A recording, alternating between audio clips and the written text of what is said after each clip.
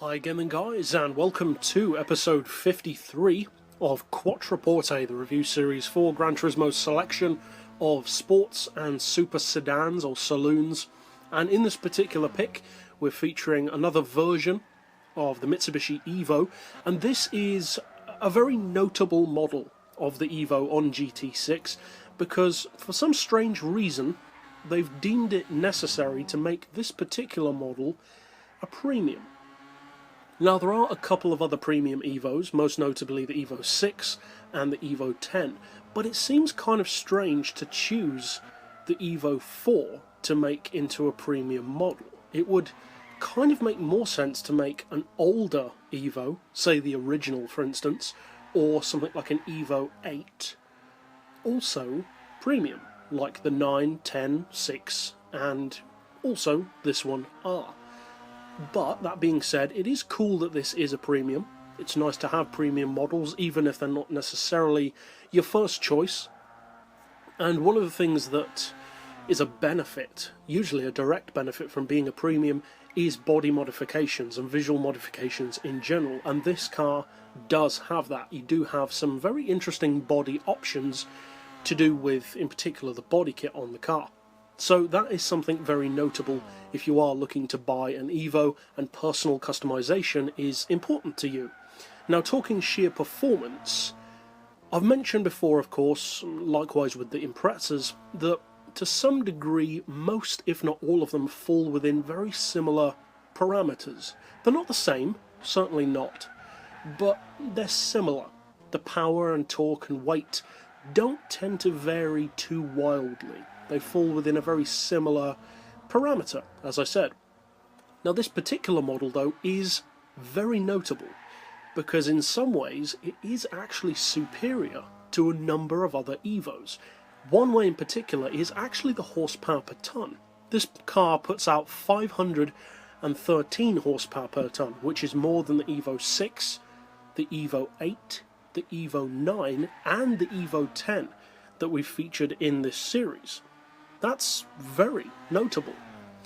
This car also only costs 30 grand, dead on 30 grand, so it's cheaper than many of the other Evos as well. Now, as far as the rest of its performance, you get, as you'd expect, a 2-litre turbo engine, all-wheel drive, and as I said, due to the parameters being similar on many of them, the horsepower and torque don't stray too far from some of the other models. You're looking at 567 horsepower, 419 foot-pounds of torque, and it is actually lighter than many of the newer Evos at 1105 kilos. Not as light as some of the older ones, but that's not too surprising. Now, as far as PP, you're looking at 561 fully tuned, which is pretty reasonable. It's certainly a good car at that level, and it's a competitive car. It's a very competitive car. In terms of straight-line performance, there is some variation between the Evos, just like there is between the Imprezas, but overall, like with the rest of their specs, they do fall within very similar levels. The top speed on this model is pretty good. You're looking at around 225, 230. The acceleration, especially off the line, is, as you'd expect from an Evo, very good. And although it does suffer from the same inherent issue as the other Evos and the Imprezas, which is a lack of top-end performance compared to, say, a super saloon from Europe or America, it does make a very competitive car for pretty much anything but top-end performance. The handling is good enough for a wide variety of tracks, more open tracks, tight technical circuits, dirt tracks, snow tracks. The launch off the line means that you can get to that first corner quicker, and let's be honest, if you can dominate a track into and out of the first corner, you will often keep the lead for a while. So having that as a potential advantage is very notable. Overall, it has pretty much the same upsides and downsides as most of the other Evos in terms of performance. One of the things that makes this car more notable is the fact that it is a premium.